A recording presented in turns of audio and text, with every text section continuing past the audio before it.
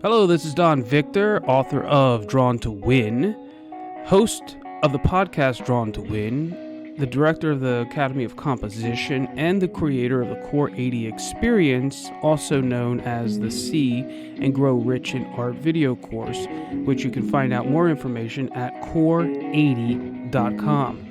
This is the Drawn to Win podcast, where I have the incredible privilege to draw artists from around the world into fun and meaningful conversations around art and life, and yes, maybe even a little food. You can hear us each week on iTunes, Stitcher, SoundCloud, and YouTube. So make sure you subscribe so you always have a seat among friends. Let's get into the show.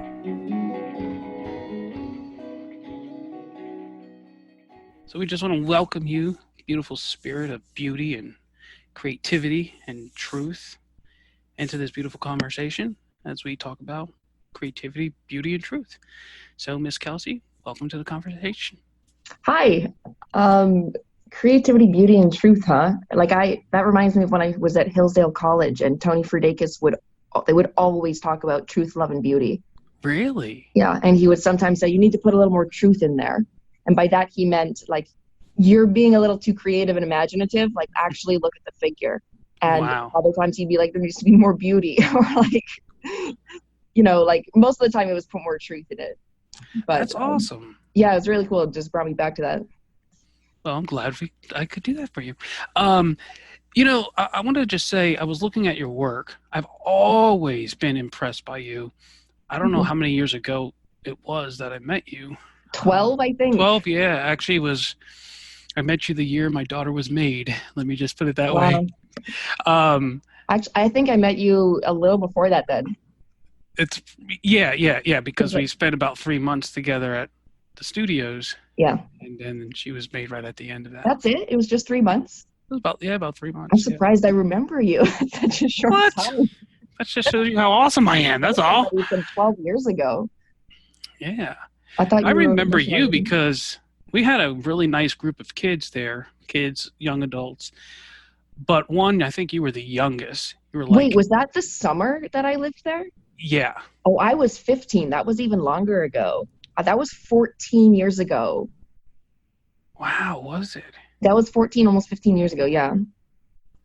No, I think you were there a little bit before I got there. Yeah. And so I was there.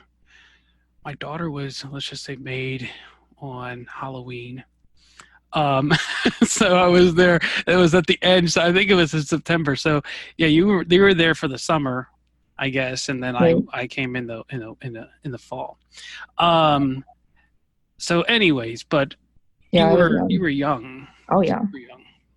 15. Well, surrounded by adults. There were some young people too, but for me, it was an awesome experience because it was basically like going to college when you were super young and you got to like have really intellectual conversations.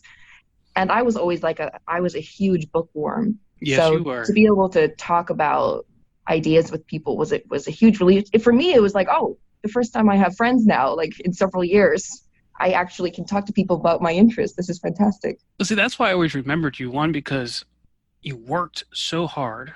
Two, for your age, you were like super, super smart. Actually, I remember you being so smart and so studious that I was actually a little afraid to talk to you today because of why?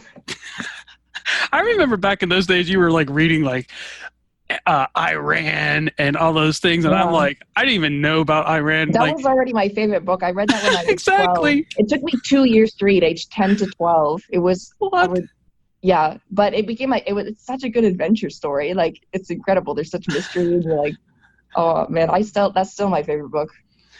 So yes, I was like terrified to that. Like, I'm like, oh my god, okay, just get your courage up, okay. Don't worry, I'm not. BS. She's gonna call you out on it, whatever, right? Oh, I'll figure out that you're a phony. You don't know anything about art. That's it.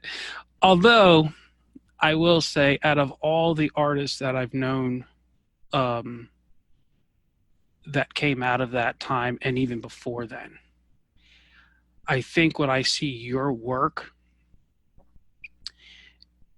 personally to me, it has the highest level that I've ever seen, because it not You mean only of skill or something?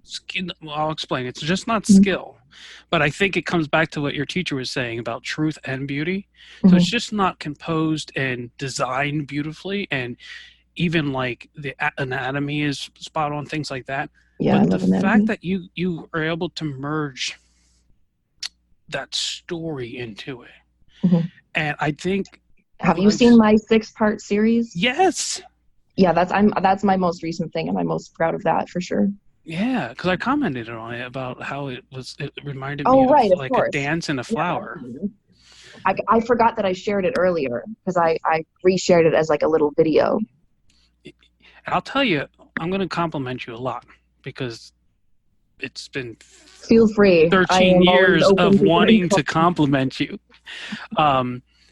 When I was looking at your sculptures, your clay sculptures, so your bronze are gorgeous, but there's a delicateness of your clay. I know, right? Right? It's so annoying. I wish I could, I think I need to do my own patinas and just do a lot of experimenting because I haven't found something that I love that, as much as I love the clay. I don't do bronze because I like the color better. I do bronze because it can't be destroyed. Okay, that makes sense. So I would like to find a way to integrate color a bit more into my bronzes. And all my favorite sculptures that I haven't done are marble. Oh, really? The texture of marble is so incredibly beautiful to me, like the sparkling diamond texture and the blues and the purples and the pinks. Like white is my favorite color, because of Myron. He showed us how to see the warms and the cools and all the colors in white. And so I love marble. It looks like it looks alive to me. So if I could find a way to make bronze look a little bit more flesh-like and living, I would love that. Like blood underneath the surface of the skin. That would be amazing. Well, you said the perfect word. I'm looking at your sculptures and I'm like, whoa, this is next level Bernini stuff, right? Where some of it, I mean, I can't say I'm anywhere. I'll tell you this. My women are 100% better than Michelangelo's. I will take that title. He did not know how to do women. He sculpted men, and then he put melons on the breast. Exactly. It's terrible. So I am proud to say I know my sculptures are better than Michelangelo's, the females. But Bernini, he's actually the textures of he does a leaf, or things like that I can see that I'm lacking in certain areas like that. So I have to decline that I have Bernini's level of technique. Well, then let's just say you're on the same path. And what I mean by that is Bernini, when he came on the stage, he took the sculpture to a whole nother level, right? Yeah. And one of the beautiful things that he did was how he cropped the edges, right? And then two, was having this ability to have this beautiful expression come from the core of the person out, which was incredible. I feel like yours are almost creepy in a sense, in a good way, in a sense that they feel so alive. They have a soul. Yeah. They literally have a soul. Yeah. Not just movement, not just in their best. I completely agree with you. Yeah. Their soul. I'm waiting for them to wink at me. There's a moment where they come alive. Yes. They're truly alive at this point. And I have one, I don't know if you know it. He's my Minotaur, I call him, because I thought okay, what if the story of the Minotaur was true? Because it turns out King Minos's palace was a real place, and they did have a labyrinth. They did, yeah. They did excavations and they found the whole labyrinth, and it had murals of bulls and things like that. So I thought what if the Minotaur was based on a true story? What would that actually have looked like? And I thought, what if it was a man who would forced to live down there, and he had such a ferocity, and he had the spirit of a bull that people remembered him as a bull, even though he was a man. He just had a bull's helmet. So I sculpted what I thought he would look like. And I love him. And I have looked at him in the dark with just a little phone light above his head, making dramatic, lighting, dark shadows casting down on his face. And I looked at him and I teared up because I felt so bad for him, because I could see in his eyes, and I didn't know it previously, but he has suffered. And I wanted to tell him, it's going to be okay. Don't be scared. And I felt so bad for him. And so it just turned on, and he had a life of his own, and there was a story in those eyes that I didn't consciously put there. But I could see it because I'm an empathetic person, and I could feel it even in the clay. Yeah, that's beautiful. Yeah. It's strange when I see him, I see you. I'm assuming I'm not the first to say that. I think all of my sculptures are parts of me, 100%. Like, I'm very, like, I wouldn't say that my sculptures, if you looked at them, you'd 100% understand me as a person. And I think because I haven't, like, created sheer enough quantity to tell the full story. But every single one of them is completely true to me and my soul. So you are seeing a part of me every time you look at all of them, actually. Man, that's I always say everything we do is a self-portrait at some point, you know?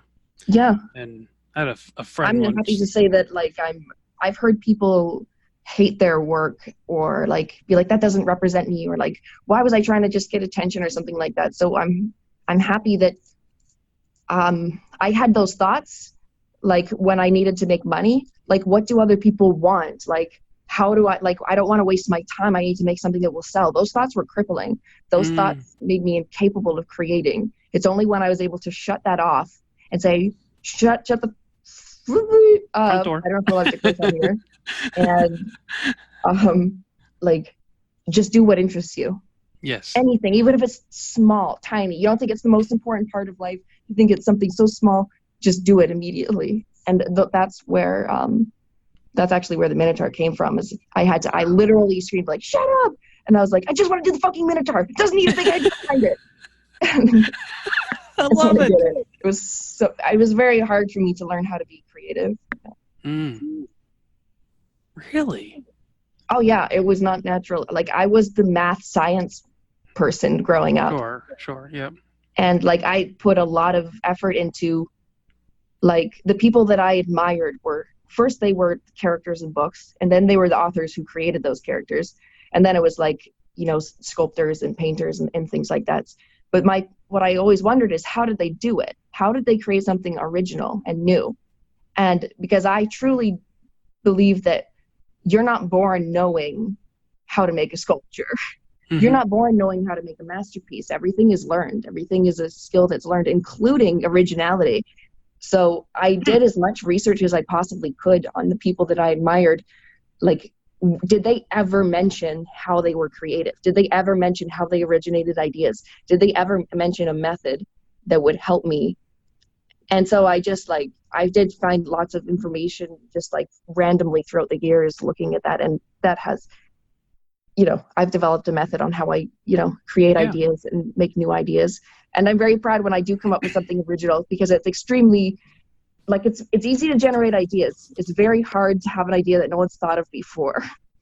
It's almost impossible. Like, there's a lot of smart people that live and that have lived. And it's incredibly difficult and takes a lot of mental effort. So, you know, I'm very proud when it's like, oh my God, that is new. Holy shit. Woo! Yeah, I'm a little always surprised when I talk to artists that I have tremendous respect for, and they talk about the difficulties of being creative. Yeah, oh yeah, none of this was easy. Yeah, I always find that like puzzling in a weird way, because it seems so natural, like the final result, like it just formed up out of the ground. Yeah, you know, for some of you know, creative, like for me, I remember being 9.5, 10 years old, sitting at a table on a Saturday morning, and I figured out this formula for creativity, and I'm like, wait a second, and I just figured it out, and then we should share formulas. We should, because I have a feeling it's probably almost identical. There was a third part to it that I didn't realize until more recently, and that is really being what makes it unique is if it comes from your own story, right? Because you could have everybody with the same knowledge, but they won't have the same story, right? True. But, and also, if you're true to, like, I think if you're true to yourself, just throughout life, like, oh, I like that shape. Ooh, I like that color. Oh, I like that subject matter. Ultimately, what you create is going to be you. Exactly. And you're irrepeatably you. Yep. Or whatever the word is. Man, Dang it. I'm so proud of you. Oh, So you're working on this new piece. Now, I'm kind of curious because mainly I deal with primarily painters. So as a sculptor, how do you run a studio? Like, how do you sell that? How do you do that? I know, right? Crazy. So what's crazy is I have never had a show or an exhibition of my work, but I fully support myself off of my work. Wow. Isn't that crazy? That's beautiful. It's probably because like the galleries that I have talked to, they take a 50% commission. Oh, hell no. And so if you sell something, let's say you sell it for a very normal price, like a sculpture that's maybe, I don't know, 20 inches tall. Let's just say you price it at $4,500, this bronze. The gallery takes $2,225, right? Mm-hmm. The foundry takes almost that amount. Okay. So you got nothing. I don't know how people do it. The only you get a pat on the head. Able to do it is people who do the bronzes completely themselves, because it's about half price because the labor is very expensive. Yeah. The problem is that you have to have access to a foundry and people that you trust that you can work with, and you have to put in hundreds of hours of labor. So that's what makes it difficult. But so what happened is at first I knew my job was to learn how to make art. So I did that for 5, 6, 7, 8 years. I don't even know how long. And then I realized I was just hearing lessons repeated over and over, and I wasn't hearing new things anymore. And I decided it was time that they had, like a teacher can save you time, but I realized I had reached a limit and I was the only one who could move myself forward. Yep. And so I went to learn how to create. We can talk about that too, because my first sculpture that I told myself, you can make anything you want now, because all of it previously was to learn something. And then I told myself, you can do it just because it interests you. I wanted to do something mythological. I settled on Atlas, and I ended up taking a year to do it. This one sculpture, I redid it 5 times, and I worked full time that year. So, full time on the sculpture, or full time in something else? No, full time on the sculpture. I literally worked full time on the sculpture, but I just kept redoing it. And so at the end of the year, when it was finally done, I cried. And it wasn't out of happiness. It was because I realized it wasn't worth it. I realized that as much as I loved the sculpture, if I spent 1 year on a sculpture, I would maybe get 50 sculptures done for the rest of my life. And I know that I will not be able to support myself anytime in the near future. So I realized I had to change my working methods. But anyways, just to summarize how it ended up happening, I had to deal with a series of negative experiences with people that affected me in a way I didn't realize. And that's when I turned to the drugs and the alcohol. And there were several years of that where I wasn't creating anything. And I didn't believe it was possible to succeed anymore, but I didn't realize I had come to that conclusion. Wow. But so what's that story? What happened is that I went to this philosophy conference, and ironically, it's who we mentioned earlier, Ayn Rand. It's her philosophy. I thought that, I would go and talk about ideas and it might spark me to feel like myself again. And I met some of the best people I've ever met there. And there was someone there who teaches art appreciation for a living. And at this time, I didn't show anybody my work. None of my friends knew that I had anything to do with art. I didn't talk about it. It wasn't a part of my life anymore. And I also was very, very shy about my work and being rejected and terrified I couldn't succeed. But this person managed to open me up, and he cared about what the ideas were behind my work. And I was able to talk about it and see that it was appreciated. And it made me think, well, if he can do it, maybe someone else can. Because I was very jaded about people. I didn't believe that people would care about what I'm creating. I thought they just wanted, garbage piled up or toilet seats on walls, sewn up rotten fruit. I truly thought that that's what people just wanted. I didn't think there would be people who, anyway. So he introduced me to some people that he knew.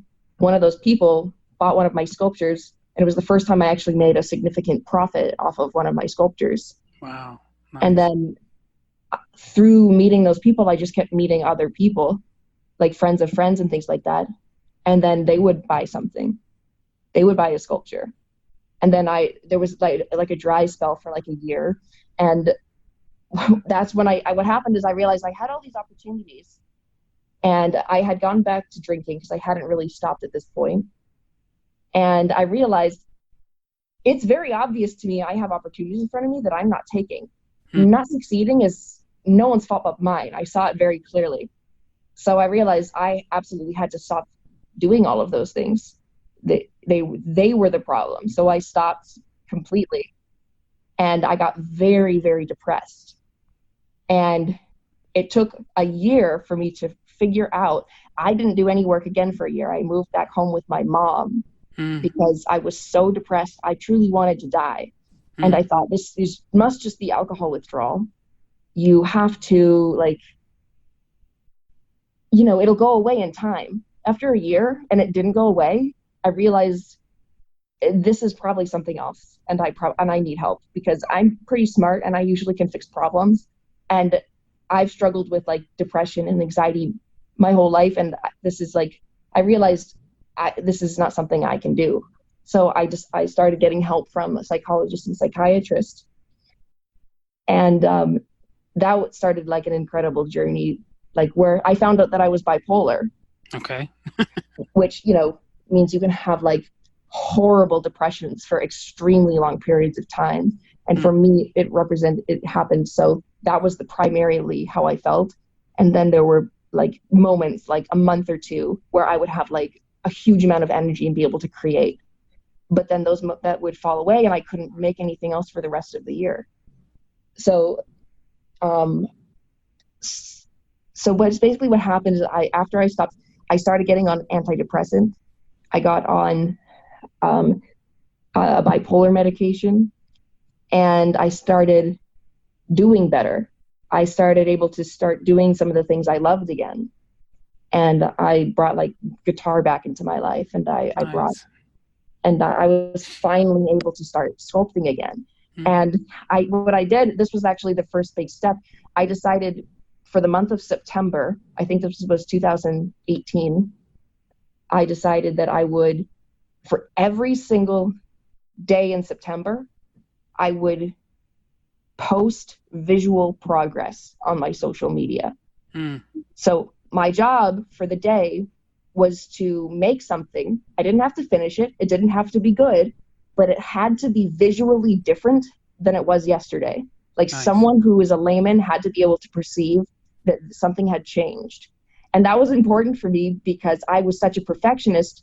There was this one time when I was working on the Atlas sculpture, I would take pictures like to compare, did I make it better or worse? So I worked on it for 16 hours and I compared the before and after. They were so slightly different, nobody would be able to tell. They were just different options of ways to do the ribs. And I realized there is no perfect way to do ribs. It's fucking optional. Like there's options, and I had to find another way to choose because I wanted to, like, what's the right sculpture? Yeah. What's the right way to sculpt a rib? What's the best way? It's not like that.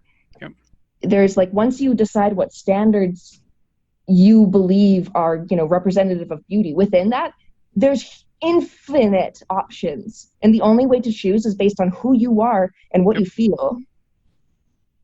So anyway, so I started creating again, and what I created in that September event led to even more sales.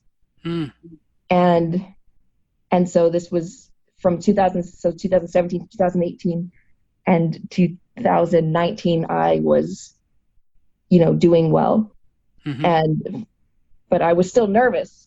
But then what happened is my dad got cancer, and a whole bunch of bad things happened, including I had a horrible acid trip that I like still am dealing with like mild PTSD from. Like I have night terrors because of it. It was a horrible experience. On top of that, my obviously nothing is worse than like a loved one. You know, you're scared they're gonna die. Luckily, he has beat it. He is now cancer free. Ah, beautiful. So that ended up fantastic. But at the time, of course, you're just terrified. And someone I was dating at the time, that turned out horribly. Like they egged my car twice. Like it was ridiculous. Yeah. So like, I knew I would be able to laugh about it, but I actually I was scared because someone came onto my property in the middle of the night and I didn't know what they were capable of. And the truth is I did nothing to them except be kind. So it scared me because this was clearly someone not stable. But yeah, I can laugh about it now because it's so childish and unbelievable. But anyways, so what happened is it was September again, and I knew I needed to sculpt my way out of this. Mm-hmm. And because what I had done in the past is my depression would overwhelm me and I couldn't move. But I, at this point, was finally medicated for my bipolar, and I was able to at least move and move forward and make things still. Mm-hmm. So what happened is I came up with this idea, and because I've always had a problem with sculpting, and it's that you can only pick one moment. It frustrates me because why is one moment better than another? Like, how do you choose what's the best moment? I only have a limited amount of moments I can sculpt in my life. I have to pick the ones that are the best so I don't waste my time. And that used to paralyze me because, like, what if I sculpt something and 5 minutes later I think of a better idea? You know, then I'll have wasted my time and I'll have to scrap it. So I might as well just think a little bit longer. Paralysis analysis. So that was in the back of my mind for several years. I wanted a way to have more moments in sculptures. And also in the back of my mind was in music, I love comparing art forms. I love seeing what's similar between like music and painting. Yeah, right. Yeah, it's so fun. So I in music, I love the tension and the release. And I was also depressed and needed to get to a better place. So those three ideas combined, and I realized if I did a series of sculptures side by side, I could show a set of changes where one thing gradually turned into another thing, and it could be a true movement, and it could be a change from tension to release, and it might feel more powerful than one sculpture. And that was my theory, and then I set out to prove it. So I started designing it, and I came up with these 6 figures, and one starting very depressed, and what are the stages, and how do you get up, and how do they all work together? So I designed it all, and then I started sculpting them. And by the time there's way more to the story, obviously, but I ended up finishing them. And when I saw them all together, they're not finished actually, but I finished the majority of them. So the idea came across. Yeah. So, but I put all the sculptures together. Each one is like 80% done. And it worked. And I was like, this is beautiful. This is so cool. Like, I love this. But what's so funny is that I did that purely as a personal experiment because it was interesting to me. And I truly thought no one would ever buy it because, like, it was such a personal idea to me. I didn't think anyone would be willing, like, no one could relate. Like, no one could relate to how I felt with my depression. They'd be like, oh, that's so negative. You know, like, that's what I thought. And then I show it on Facebook because I'm sharing my work still. And this was also the first time this continued past September. And it was the first time I've ever shared my work outside of Sculptember. So this is literally 2.5 months into sharing my work. And someone sees the series and they're like, they love it and they want to buy it. Beautiful. And so what that ended up doing is for the first time, I, now have financial security. So I was making money for a while, but now it's like, I'm going to be okay for a while. Wow. And I have some time so basically to summarize that, I made personal connections with people and they made personal connections with my art and they wanted to support my art and me. And that's how it happened. That's beautiful. My goodness. Yeah. Wow. So that's that. I'm so happy for you. Thank you. Very happy for you. The stuff that you're producing, I know when I saw that, you could feel the tension. I call it a change of charge, where you're going from, let's say, one state of being into another state of being, right? Or going from negative, positive ions, right? It's a charge. And and so when I saw that, I was just like, oh my God, this is gorgeous. It's just like, it's almost like a flower, kind of just beginning to open up and blossom. And I like that last one where just, it's almost like ecstasy. It's just like, just floating, right? Yeah.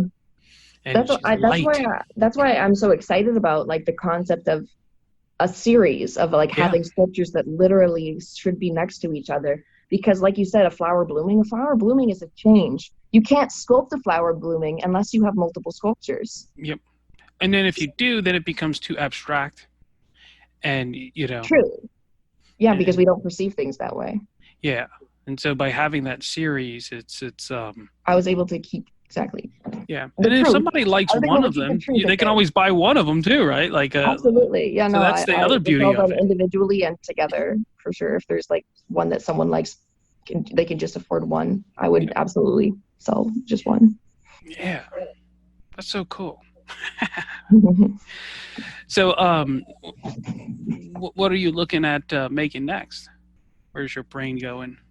I need to let myself brainstorm the way that I did for this series. Mm-hmm. I have so many current goals though. Like I need to finish these 6, and they have a lot of work to do still. And I want to finish them this month because I want to get them to the Foundry so I can take them to a conference. And then after that, we got invited to like this figurative conference, figurative art conference. Mm-hmm, mm-hmm. So I want them to be done for that as well. So I want to get them done by March, basically, so I can get them to the Foundry, and so I will know everything will be done in time. So that's a very small amount of time, especially because my nieces are coming next week, and there's my patrons I want to visit in New York City in like 2 weeks.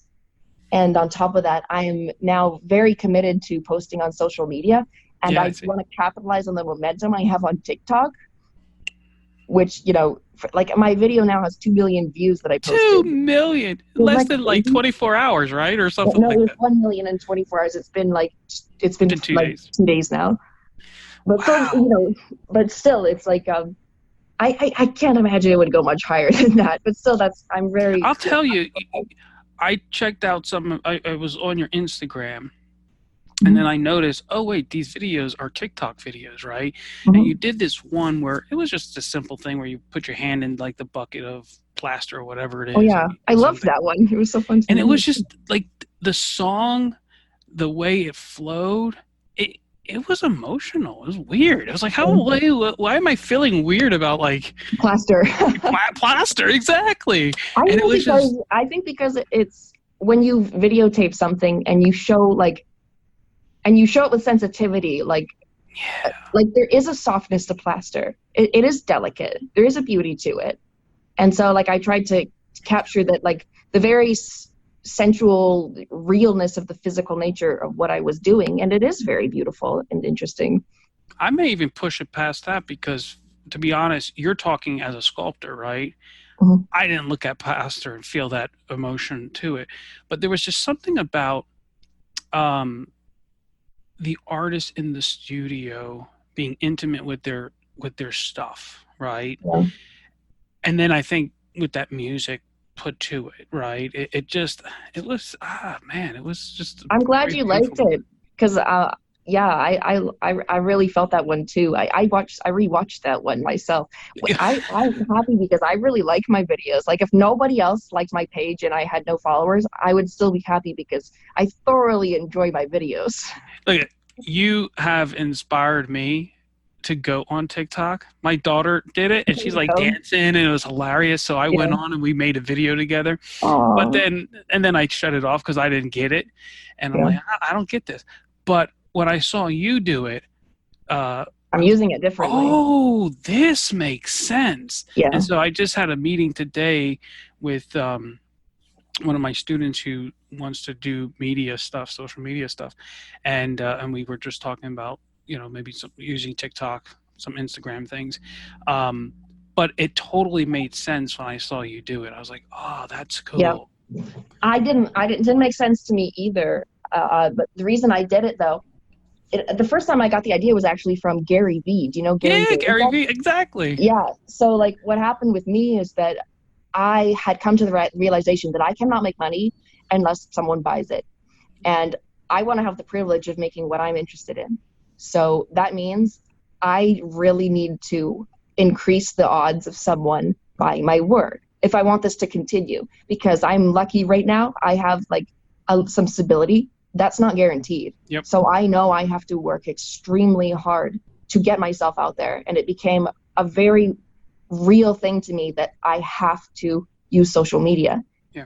That's the only way I can think of right now that I can get my art into the world, because going to a gallery at the moment is not affordable. Maybe I could find the right gallery who, you know, have the right clients and the right prices and the right deal. But at the moment, I don't know of anything like that. So I have to just get myself out there any way that I can think of. So I looked up how to do it. And of course, Gary Vee and Gary, you know, all his stuff comes up. Yeah. And he talked about TikTok and getting on all these things. And I was very reluctant because, you know, I thought it was just for kids. But then I realized Instagram used to just be for kids. And now all sorts of adults use it. Yep. And it's big. Yeah. So I thought like, and also I realized there aren't a significant amount of professional artists. There are primarily kids or like young adults. Exactly. And those kids in 10 years becomes the people either you're teaching or buying your stuff, right? That's true too. Yeah, the kids grow up. Yeah. So having an audience of kids is fantastic. Yeah. But so anyways, I finally was like, okay, fine, I'll do it. I reluctantly posted a video. The next day it had like 40,000 views. I had 6,000 followers. It was like, I think it was 2,000 at first, but it kept growing, and within a few days I had 6,000 followers. Cool. And I was like, whoa. And there was only enthusiastic responses. So nice. I was like, wow, maybe TikTok's thirsty for sculptures. Like, holy smokes. Yeah. And so as I've been doing it, I've noticed that they're incredibly kind and incredibly enthusiastic. And I realized, oh my God, they're children. They haven't been jaded yet by the world. So I love the audience. They're fantastic. I'm totally going to go check that out now. Because like you just said, the marketers aren't on there yet, as Gary Vee would say. The adults and the jaded people aren't on there yet. And so you do have that beautiful, almost innocence to it. Yeah. But I also think that what's beautiful about that generation and millennials and people like that is the fact that they smell BS from a mile away, right? I think that's true, yeah. And so when you have an artist who's not BSing, right? They have solid skill. They're in tune with that thing inside them. There's this beautiful connection. They're communicating it well. It just rings true, you know. And I think, you know, so I think artists like you have an incredible opportunity, you know, because you'll be able, because what you do is real, and it comes from a very real place, and you got real skill behind it. You got a real intelligence behind it, and so yeah, it makes sense. Yeah. So I hope it keeps going, and that's why I say like I want to capitalize on the momentum, which is a little bit stressful because I would like to post frequently, but it does take time. Yeah. And I want to be careful how much time I take away from finishing that series that is actually a current thing. Like I've actually sold that. All of this is for future potential, you know. This is all for like maybe one day I'll get 250,000 followers and be able to like be supported by JMac clay or whatever, like the clay I use. And yeah, nice. You know, I don't know. Maybe I'll find students on there. You know, maybe more people would be on my Patreon. Who knows? But yeah, I think it's a very long-term goal. Social media. very long-term. I would encourage you with this thought, and it's a Gary V thought. That is, if you have a little camera, little GoPro, whatever, invest in one if you don't have one, but set it up where it's recording you working, and then just take that large amount of content, right, and find somebody who's willing to go through it. It might be, someone you might be teaching sculpture to, and in compensation for that, they're going to go through that and pick out those little clips and all that stuff, because that's what he does, right? He does that one, Ask Gary V show, and then all his content that he sticks out there just is pulled from that one dump, if you want to call it, right? Like where he just puts it out there. And it would be so fantastic to like be able to outsource the media stuff and have someone else chop up the videos and make the videos. Even I would love that. If you want, we could talk about that off this conversation. But definitely. That would be that would be great, because my primary love is sculpting, and that's what you need to be doing. Social media is not my primary love. Yep, exactly. I find it, but at least I found it this week for the first time enjoyable. I've hated it first of all, and then I tolerated it, and I actually got to enjoying it a bit. So the thing is, you want to be very careful that you don't fall into the same trap that you did before, which was having the thought of, how do I create sculptures to sell? And then that might be like, what do I have to do today in my studio or create to get more likes or more attention? Well, actually, it's the same thing. Has happened, and I don't think it's a terrible thing, because I do think there's a separation. For example, like I have a Patreon, and I did a sculpture of my dad specifically so that I could videotape myself giving a lecture, like giving the entire process of how do you sculpt the human head. So I have all that footage now, and I have to manage to I need to take pieces out of that to make videos, and I also need to get it on my Patreon. Like I said, it's not my favorite love, so I've been procrastinating doing that, but I have the footage. I wouldn't have done that sculpture otherwise, but I wanted to have something to offer students. Yeah. So hold on to that thought real quick. So for those who are listening to this conversation, I'm telling you, please go check out Miss Kelsey's work. You'll fall in love with it. You'll fall in love with her. So Kelsey, the question is how can people get to that Patreon page? What do they got to pay, and to get access to actually that inside info? $5 a month. $5 a month. It'll blow your brain. Oh my goodness. I actually think if I can figure out how, I'm actually going to double it, because I'm going to make it $10 a month very soon. All right, so get in now for $60 a year versus $120. Yeah, no, hurry up, because I found out that they take 8% and then PayPal takes 3%. So it's, it's that's a kind of ridiculous for the amount of work that I'm putting into. You're making $4 a month at the end of the day. Yeah. Or less. But so I'm probably going to try to change my levels soon. But at the moment, it's $5 to have all the access to my videos. It's $10 a month. If you do that for a year, you get access to all the videos, but you also get a small plaster at the end. Oh, wow, really? Yeah, and then with $60 a month, you get all the same things as before, but you get 1 hour a month of teach lessons with me. Nice. And you do $120 a month.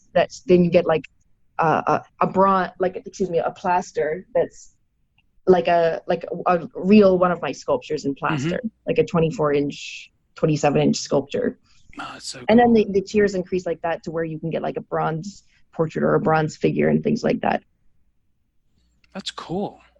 Yeah. It's very, very cool. Huh. So it's patreon.com/Kelsy Landin, KELSYLANDIN. That's it. All right. So if you're listening to this on SoundCloud or YouTube or Facebook, just click the link, go over right now, pay it, get access to it. And you should look at my work first, though, because there's I realized, my sister brought this up to me, there aren't pictures of my work on there. And that makes sense, because I was thinking, people are on my TikTok page or my Instagram or my website, KelsyLandin.com. And I thought I'm going to be bringing them to Patreon. But the thing is, if anyone ever happens to go upon my Patreon, there's not a lot of pictures for you to know, what plaster cast am I going to get? Well, that's on my website. So yeah, they probably should go on the social media stuff to see my work. And no, they should go to your Patreon right now, and then you're going to go put some pictures of your work on it. So you want to Have them go down that road and that road and No, that road. I don't think I will ever give a better deal than that, because it's all of that information. Eventually I'm going to be selling in, a course form. Exactly.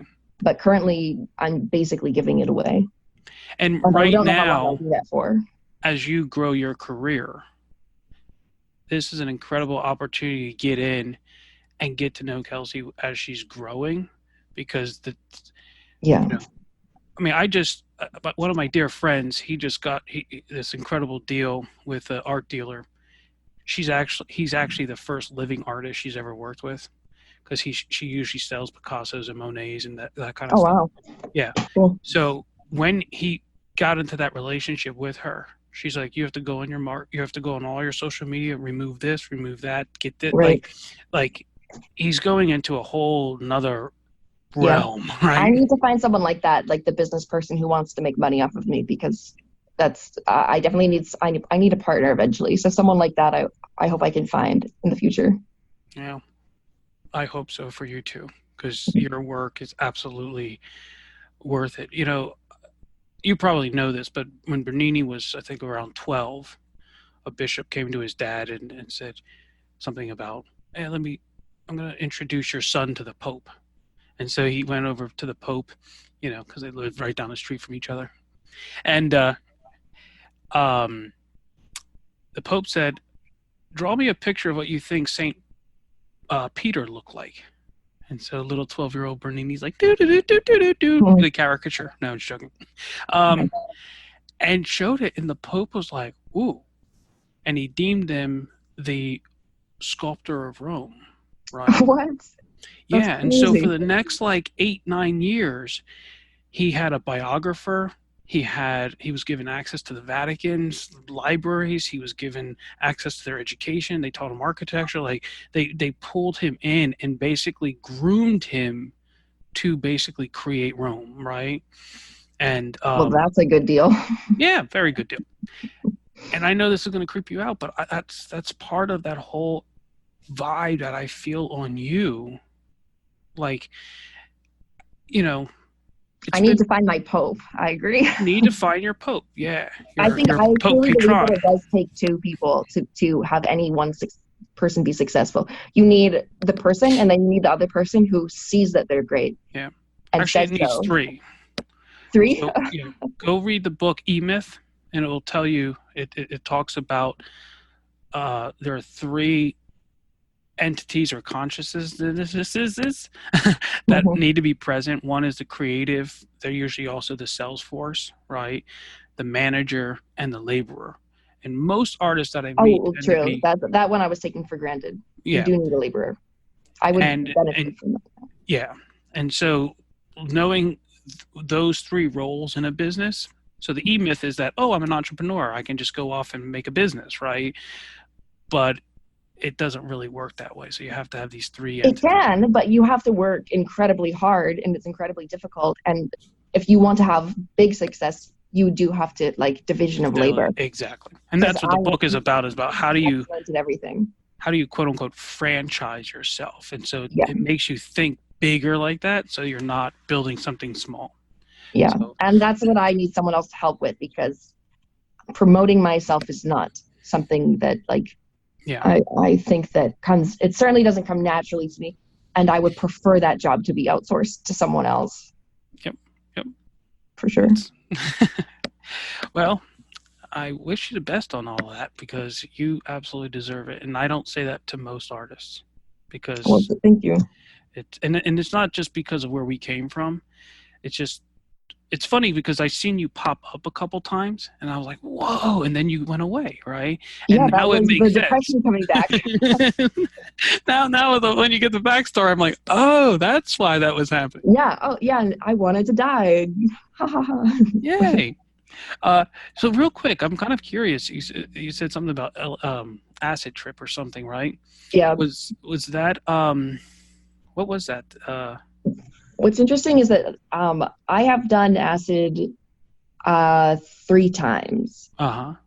I'm going to ignore the second time because it was mediocre, but the first time I did it, it was in the top, I would say at least top 10 experiences of my life.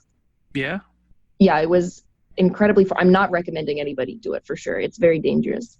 But I have to say that I saw things and I learned things and experienced things that are truly fascinating to me. And I didn't expect it to be a positive experience. I just knew that the way that it worked on your mind sounded so interesting to me as a conscious experiment that I wanted to experience it at least once before I died. Yeah. So I tried it, and little did I know that I would enjoy it and that I would have like profound experiences from that. So I was in a place where I wanted that feeling again. I wanted to get connected with some of those things that I had experienced that were so positive. Because for me, like I experienced as like almost like an unlimited love. So what's interesting about acid is that it connects you with your imagination. It connects you with your emotions.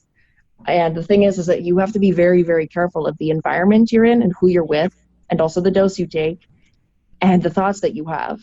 Because what you feel, think, and imagine, you perceive as real. And that is terrifying if you're with someone who scares you or something negative happens, because like you can perceive demons. And you can have time loops where it feels like that's happening for infinity. And so that's kind of what happened that last time that I took it. I was not chemically in a good place. I don't think I should have done it. And I was with someone who it turns out I did not trust, and was in a not a trustworthy person and not a very kind person. And they terrified me. And I won't go into the whole trip because I have retold it many times. Honestly, I'm so irritated by it at this point because it was such a negative, profoundly negative experience for me. I don't even want to go into why it was so negative, but like I saw things that were extremely traumatic, and I perceived other people experiencing things that were extremely traumatic. And the problem is that it feels real. There is no distinction. And so it doesn't matter that it wasn't real. I had the experience of it being real. My brain experienced the trauma, and it was truly awful. And there was at one point, because it lasted 24 hours. Wow. That is so rare. And it turns out, I believe it was I have always been extremely sensitive to all drugs, but particularly psychedelics. For some reason, they are extra strong with me. But on top of that, I was on an antidepressant, I believe, that was extending the trip. Oh, okay. Although, like, that's my theory, but I've heard of other people being on that same thing and it didn't happen to them. So it's possible every time I've done it, I've been more sensitive and it's lasted longer, but I never, ever thought it would be 24 hours. But so anyways, there was at one point at the end, luckily my sister ended up coming, my younger sister, and she knows how to talk to me and knows what I'm feeling and things like that. And at one point I said to her, like, if I would give up the entire rainbow if I could just like not see rainbows right now, if it could end. Because I thought like the rainbows would not fucking end. I just wanted to see what a wall looks like. Just give me my house, no more rainbows, and I'll be colorblind for the rest of my life and I won't regret it if you just end it now. But it wouldn't end. It just kept going on and on and on and on. And I love color, but I would have given up rainbows for sure to have it end. But anyways, yeah, it was terrible. I was going to say, that's why you like white. No, I am. It seems that like I also am on the spectrum. Like I have Asperger's. Like they don't really call it that now. They just say you're on the spectrum. But like what that means, because people don't understand it, it just means that I perceive things. My sensory like integration mechanism is slightly different than what a typical person's is. Yeah. I perceive things all at once. And they all hit me all at once. So that can lead to concentration difficulties. It can lead to social difficulties because you can't distinguish who's talking when, and you can become overwhelmed. And so it can lead to a set of things that like, because people with it usually have like social issues and anxiety issues and all these types of things. But the thing is, those aren't what it is. Yeah. It's that because your sensory apparatus behaves differently, you can have developmental issues. But you can work on them and, you can work on your issues and figure out better ways for you that things work. but I am extremely sensitive to, like, I can like hear electricity in the wires in my house, that kind of thing. Just like really, really sensitive to sounds and textures and colors. And so, yeah, white is my favorite color. I totally get you on that. Like, it's weird. Like when I get super tired, like sometimes I'll sit there and just like move my eyeballs to the right and to the left because I can actually hear them moving inside my skull. Yeah. Right. And I'm like, it's like that. That's exactly what it's like, but all the time. Yeah. So I'm like, I probably need some more water or sleep. I don't know what it is, but it's the weirdest thing. Being sleep deprived does make you hypersensitive like that, but that's what I'm like. That's what I'm like almost most of the time. But I do have to say my bipolar medication has helped me with that, strangely. Yeah. So it's kind of funny because we really like to categorize things and say, okay, you're bipolar. Okay, you're on the autism spectrum. Yeah. But the truth is, all diagnoses, the truth is, what treatment works for you and makes your life better. Things can blend, things can be together, things aren't necessarily distinct packages of like bipolar over here. And this, you can have ways that your brain works that we can try to conceptualize and put into categories, but it's not that clear cut like that. Yeah. Like we're not boxes. Our brains are not actually boxes that you can categorize like that. And I'm not sure, I'm not convinced that what we call bipolar, ADHD, these things are even, to be honest, like psychological issues. I almost feel like they're almost like superhero traits, right? No, I would not call bipolar superhero traits, but my manic part would agree with you. But I have learned, like, there's times where you feel like you can do anything. That doesn't mean you can. Well, what I mean by that is this. Like, we always think everything has to have this even keel of just constantly moving in one straight direction, right? Mm-hmm. Like, it's always spring. When the reality is there's a summer and there's a winter, right? Like, yes. And I always kind of wonder, like, with some creatives, if they're not to be creating every single day, but it is kind of like if you go to the North Pole 6 months, Alaska 6 months out of the year, it's freaking dark, it's depressive. And then 6 months and I kind of just wonder if there's like a cadence to people that we label them ABC because they don't. Well, I promise you, I'm doing better on my medication than I ever did. And the problem is that with the bipolar that I had, it's not just a darkness. It's like, it's darker than a darkness. It's not a normal darkness. It's no one should ever feel that way. It's not right. It's not a natural depression. It's a chemical depression where you no longer have love anymore. You can't feel when you listen to music. Wow. It's not good. And you want to forget about that when you think about how you feel if you're on a manic high, when you only sleep for 3 hours a night or not at all for a month in a row. But the problem is that you forget about the memory issues that you have and the physical toll that put on you and how you suffered and the mistakes that you made and the confusing thoughts that you had and the paranoia. It's not a good thing, even though a lot of people have told me they were jealous of like mania. The thing is, it truly isn't a good thing. There's serious consequences, and it isn't a psychological thing. It's your neurotransmitters. Like this one thing that I'm on, it affects a particular neurotransmitter that controls your circadian rhythm, your anxiety levels, your, all sorts of things. Basically, I could call it the Kelsey's problems receptor. And like I never could sleep at night, and this allows me to sleep at night every night for the first time in my entire life. Wow, beautiful. And I'm able to be more productive than I ever have been before, more consistent. I truly wasn't capable of being consistent and present enough in my life to get back to people in business type situations. I wasn't capable of producing art more than 1 month out of the year, if that. You cannot sustain a living off of doing that. You need to be the tortoise, because the hare, you can't sleep 11 months out of the year. So I have to say, I understand what you're saying, but I don't think it's a beautiful thing. I don't think it's an artsy thing. I don't think it's an option. I do think particularly with bipolar, we could talk about the other things, because I don't believe all of them are necessarily real. but definitely I think there's, you could call it bipolar, but whatever. No, you sold me. You sold me. I pushed. You pushed back, and I'm like, okay. Yeah. From someone who's going through it. Hard on it is because like I was tempted so hard in the beginning because I wanted the mania back. It sounded like such a positive. There's consequences. You got to see. Well,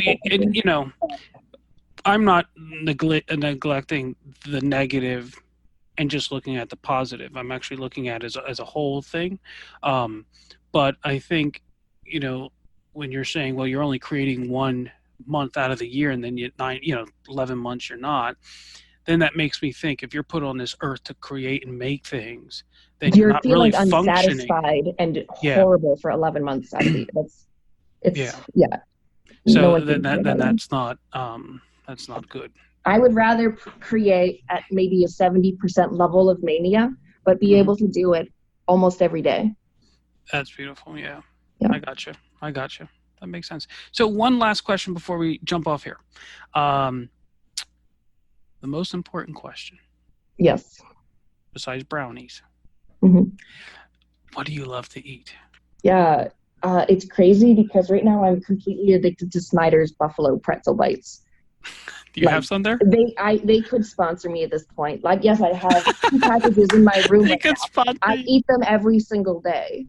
And I actually, one side effect of my medication for some reason is that I wake up in the middle of the night very hungry. So I keep them by my bed so I can snack on them. And so I can go back to sleep. It's ridiculous. Like, you were so cool in my mind until I have to now imagine you eating in your bed. And that's yeah, like, nope. No, I do. That was maybe too personal to share, but what have you. But yeah, no, that would be, it's funny. Like I've always like drifted to snacks like that.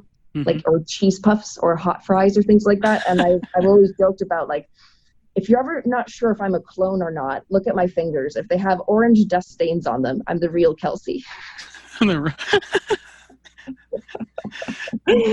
yeah, that's ridiculous, but kind of true. That's my favorite snack. But I have to say my favorite food is any form of a potato, which also may not be the most healthy, wholesome, vegetable or anything, but it's so delicious. Any form of it, French fries, baked potato, chips, like, oh my God, it's never hurt my stomach. I've struggled with gastritis in the past for many years. And so it's very, very easy on my stomach.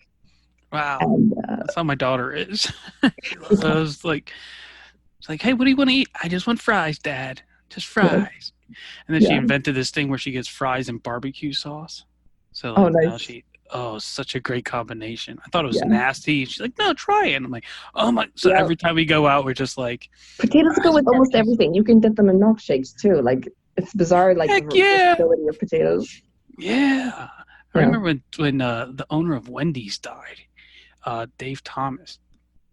And that day I went to Wendy's and ordered a Frosty and did the Dave Thomas salute, which was to dip the French fry in the chocolate Frosty and eat it. And it was weird because I met people over the years who did that the day he died too. And I was like, okay, cool. Cheers to him. Yeah. And if I had to say one more thing, I would say Hip CV Veg, which I just found out about. It's this vegan restaurant, and pretty much my whole family has turned vegan. My dad, because he did it because of his cancer. Apparently it can help his cancer thrives on meat, apparently. Interesting. And my sister is, pescatarian because she doesn't, it's out of love of animals, pretty much is why she's that. And my mom is doing it. They eat fish? Yeah, just fish is the only living creature that they eat. And technically they would all be dead when she eats them, so. Previous living creature. Okay, previous. Unless she's an Eskimo, she's jumping on the back of a whale.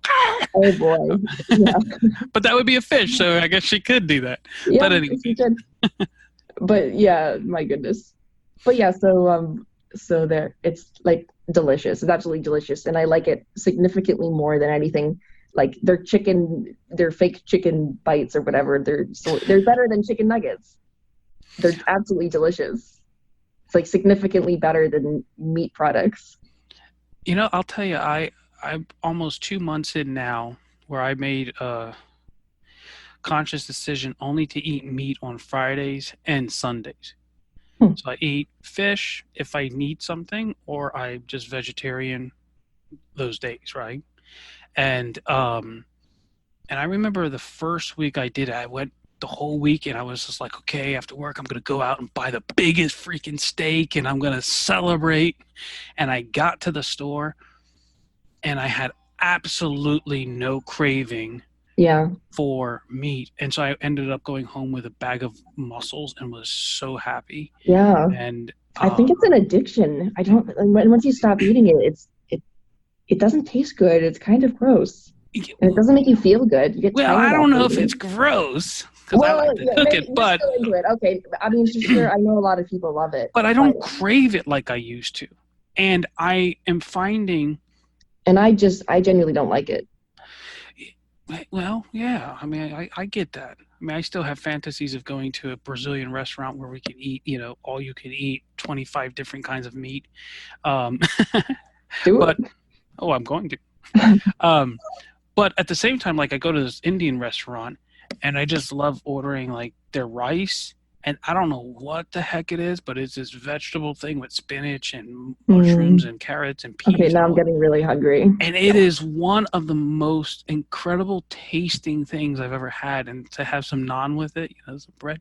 Okay, now I'm going to go get Indian food after this. I'm going to go get Indian food after this too. So, but it is 7:30, almost 7:30. You got to go. I got to call my son. Kelsy, thank you so much. How can people get in contact with you? The easiest way would be to follow me on social media and send me a direct message. Okay. My email is also fine to use. It's KelseyLandin@gmail.com.